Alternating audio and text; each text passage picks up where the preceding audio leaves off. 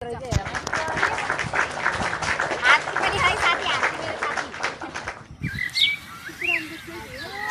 हात्तीले कसरी नारायणी चढ्छ हात्तीमाथि केही यात्रुहरूसँगै हात्तीले घाँस पनि बोकेर ल्याएको छ।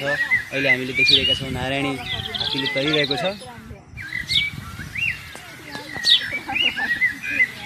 हामी चाहिँ ढुङ्गा सवारी हेरेका छौँ। साह्रै रमाइलो भइरहेको छ। काँडा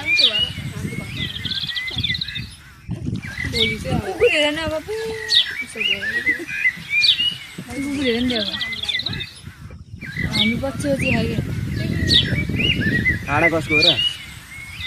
काँडा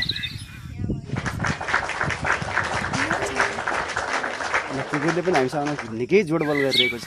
त्यतापट्टि चाहिँ आएर हेरिरहेको छ। हामी नदीको बिचमा आइसकेको छौँ। कुकुर भने हामीलाई लगेन रिसाइरहेको छ त्यहाँबाट।